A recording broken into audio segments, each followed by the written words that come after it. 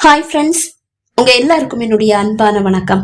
இது ஷர்மிளா பிராங்கோவின் என்னை உருக்கும் என் காதலே நாவல் பகுதி 21. வாசிப்பது ஷர்மிளா பிராங்கோ. வாங்க ஃப்ரெண்ட்ஸ், தொடர்ந்து கதையை கேட்கலாம். தென்றலின் வார்த்தைகள் ஒவ்வொன்றும் உண்மையானவை. தான் அவள் மீது கொண்ட காதல் எவ்வளவு உண்மையோ அதே அளவு அவளது காதலும் உண்மை என்பது சில நொடிகளில் முகிலனுக்கு தெளிவாக புரிந்திருந்தாலும் அவள் அம்மா ஏன் அவளை பற்றி இப்படி ஒரு அவதூறை கூற வேண்டும்? பெற்ற தாய் தன் மகளை பற்றி இப்படி கூறுவாளா என்ன? அவள் கரத்தை பிடித்து அவள் செல்வதை தடுத்து விட்டானே தவிர அவள் முகத்தை இப்போதும் அவன் பார்க்கவில்லை. எங்கோ வெறித்து பார்த்தவன், எனக்கு யார பத்தியும் எதை பத்தியும் கவலை இல்ல தென்றல். என்னால என்னுடைய குடும்பம் மட்டும் இல்ல, நான் நேசிக்கிறவங்களும் என்ன நேசிக்கிறவங்களும் கஷ்டப்படக்கூடாது. அதை நான் அனுமதிக்க மாட்டேன். விழிகளை திருப்பி அவளை ஆழமாக பார்த்தவன், நீ இப்ப சொன்னதெல்லாம் உண்மையா? உன்னுடைய காதல் உண்மையானதா? எஸ். அப்படியே தென்றல், உன்னுடைய அம்மா உன்னை பத்தி உன்னுடைய தம்பி கிட்ட அப்படி அவதூறா பேசினாங்க. நாம 2 பேரும் சேரக்கூடாதுன்னு அவங்க விரும்புறாங்க. அது ஏன்னு நான் சொல்லி தெரியணும்னு இல்லையே. அவங்க என்ன பார்க்கல தென்றல். நான் அங்க இருக்கிறது தெரியாம தான் அவங்க பேசினாங்க. அது உங்க நம்பிக்கை. என்னுடைய காதலன் நீங்க இப்பவும் சந்தேகப்பட்டா நான் அதை தப்புன்னு சொல்ல மாட்டேன். அதுக்கு காரணம் ஏன் அம்மா தான். அது என்னுடைய விதி. ஆனா நீங்க சில விஷயங்களை தெரிஞ்சுக்கணும். நான் சொல்ற அந்த விஷயங்களை நம்புறதும் நம்பாததும் நீங்க என் மேல வச்சிருக்கிற பாசத்தோட காதலோட ஆழத்தை பொறுத்தது. அவள் என்ன கூற போகிறாள் என்று அறியும் அவளை அவன் விழிகளில் தரிசித்தாள் தென்றல். எங்க அம்மா சொன்னது எல்லாமே எந்த கலப்பும் இல்லாத சுத்தமான பொய். நானும் நீங்களும் சேரக்கூடாதுன்னு அவங்க ஆசைப்படுறதுல தப்பில்ல. ஏன்னா எங்க அப்பா மரணத்துக்கு நீங்க காரணம்னு அவங்க நம்புறாங்க. நானும் நம்பினேன். ஆனா இப்ப நம்பல. அதனாலேயே உங்க மேல இருந்த கோபம் போயிடுச்சு. அதே மாதிரிதான் எங்க அப்பா தப்பானவர்னு நீங்க நம்புறீங்க. ஏன்னா உங்களுக்கு எங்க அப்பா பத்தி எதுவுமே தெரியாது. அதனால நீங்க நம்புறீங்க. உங்களுக்கு வேணா எங்க அப்பாவை பத்தி எதுவும் தெரியாம இருக்கலாம். ஆனா உங்க அப்பாவுக்கு என் அப்பா பத்தி தெரியும்னா கண்டிப்பா உங்க தாத்தாவுக்கும் எங்க அப்பா பத்தி தெரிஞ்சிருக்கும். போய் அவர்கிட்ட கேட்டு பாருங்க. அதை விட ரொம்ப முக்கியமான வேற ஒண்ணு இருக்கு. உங்க பேரு சொல்லிட்டு சந்தீப் அவங்களோட எங்க வீட்டுக்கு ஒருத்தன் வந்தது உண்மை. அதுல நான் எந்த பொய்யும் சொல்லல. உங்களை ஏமாத்துறதுக்காக நான் சொல்ற புது கதை இல்ல. உங்க பேர்ல ஒருத்தன் வந்தது உண்மை. கொஞ்ச நேரம் கழிச்சு திலீப் அவங்களும் வந்தாரு. அதுக்கப்புறமா போலீஸ் வந்தாங்க. எங்க அப்பா மேல வீண் பழி சுமத்தி எங்க அப்பாவை விசாரணைன்ற பேர்ல அரெஸ்ட் பண்ணி கூட்டிட்டு போனாங்க. இதெல்லாம் நான் சொல்ற கட்டுக்கதை இல்ல, நடந்த உண்மை சம்பவங்கள். உண்மைகள் வெளிவரணும்னா சந்தீப் திலீப் 2 பேரையும் கூப்பிட்டு வச்சு விசாரிங்க. உங்க பேர்ல உங்க போலி ஏன் எங்க வீட்டுக்கு வந்தான், எங்க அப்பாவை போலீஸ் உதவியோட ஏன் கூட்டிட்டு போனா, எதுவும் எனக்கு தெரியாது. சந்தீப் திலீப் மேல சந்தேகம் வந்ததும் அவங்கள தென்னவன் கிட்ட சொல்லி தென்னவன் ஃப்ரெண்ட்ஸ் மூலமா கண்காணிக்க ஆரம்பிச்சோம். அப்பதான் அவங்க லட்சங்கள்ல புரள்றது தெரிய வந்தது. எங்க அப்பா தப்பானவர் இல்ல, ஆனா தப்பானவரா சித்தரிக்கப்படுறாரு. அப்படின்னா எங்கேயோ ஏதோ பெரிய தப்பு நடக்குது. அது கண்டிப்பா பிற்காலத்துல உங்களை பாதிக்கதான் போகுது. நீங்க இப்பவே சுதாரிச்சுக்கிட்டு செயல்பட்டா உண்மைகள் வெளியே வரும். அப்புறம் முகிலன், எங்க அப்பாவோட மரணத்துல கூட எனக்கு இப்ப சந்தேகம் இருக்கு. அதுக்கு தகுந்த மாதிரி சில ஆதாரங்கள் இப்ப எங்களுக்கு கிடைச்சிருக்கு. தென்னவனுடைய ஃப்ரெண்ட்ஸோட விசாரணையில தான் அந்த உண்மைகள் எங்களுக்கு இப்ப தெரிய வந்திருக்கு. நான் சொல்றத நம்புனா நம்புங்க, இல்லைன்னா விட்டுடுங்க. அப்புறம் இன்னொரு விஷயம், எனக்கு அடுத்த வாரம் வேற ஒரு இடத்துல இன்டர்வியூ இருக்கு. கண்டிப்பா எனக்கு அந்த வேலை கிடைச்சிடும். நான் உங்களை விட்டு போயிடுவேன். இனிமே உங்க வாழ்க்கையில நான் வரமாட்டேன்.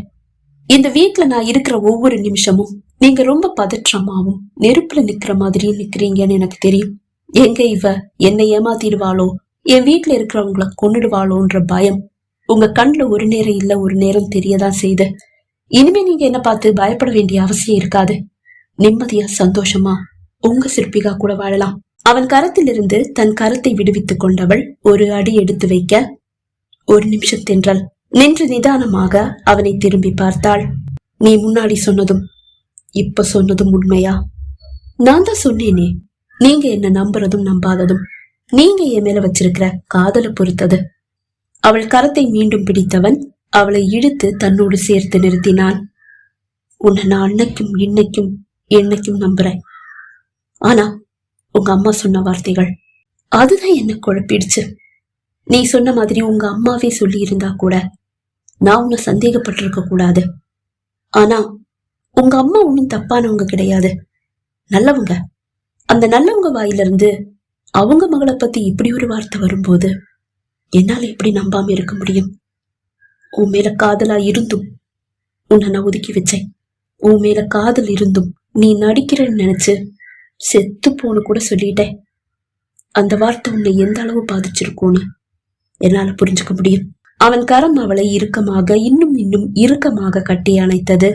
அவன் வார்த்தையால் அவள் மனதில் ஏற்பட்ட காயத்திற்கு இந்த அணைப்பால் மருந்து போட அவன் முயற்சிக்கிறான்.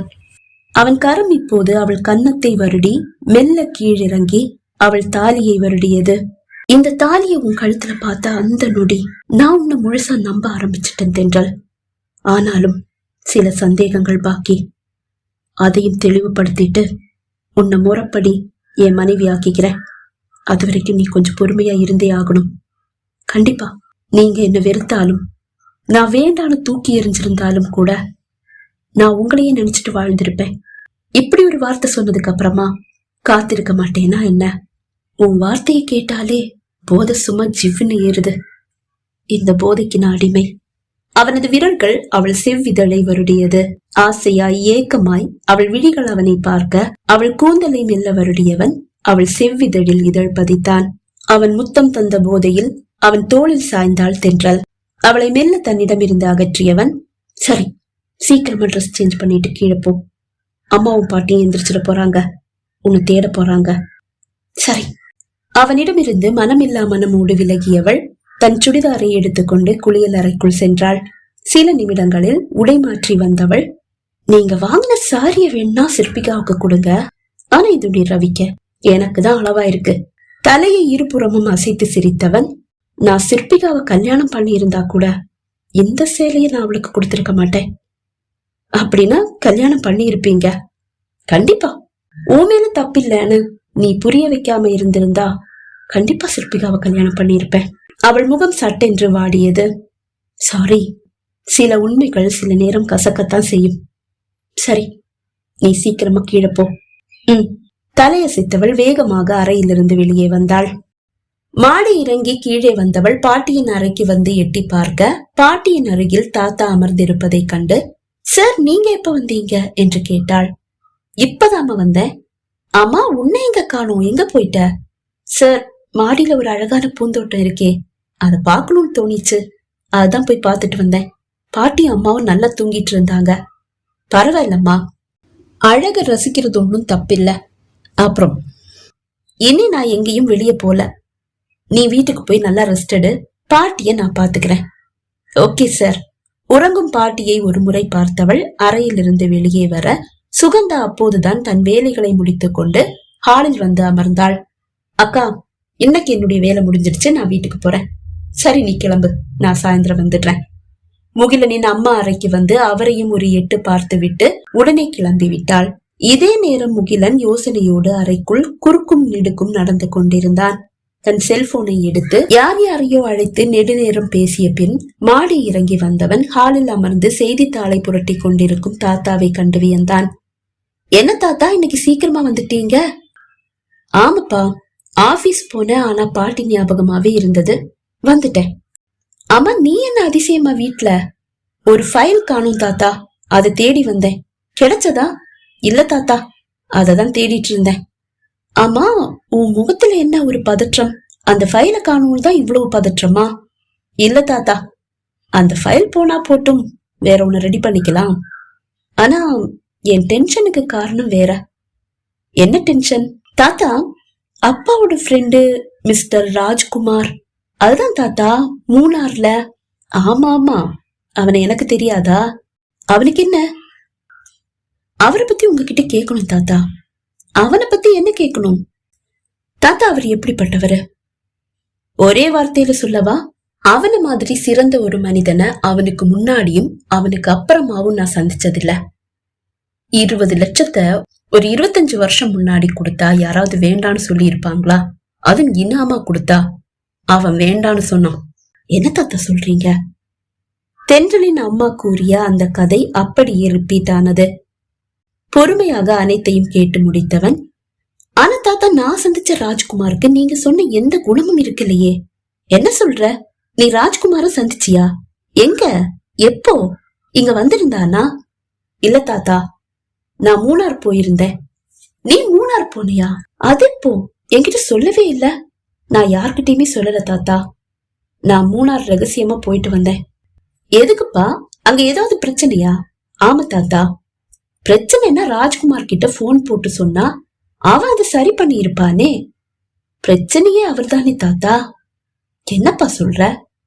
தென்றலோடு உறவாடியதை மட்டும் தவிர்த்து விட்டு நடந்ததை தாத்தாவிடம் முகிலன் கூற அதிர்ந்து போன தாத்தா, என்னப்பா சொல்ற? ராஜ்குமார் தற்கொலை பண்ணிக்கிட்டானா? ஆமா தாத்தா. என்னால நம்பவே முடியல. சிறிது நேரம் அங்கு அமைதி நிலவியது.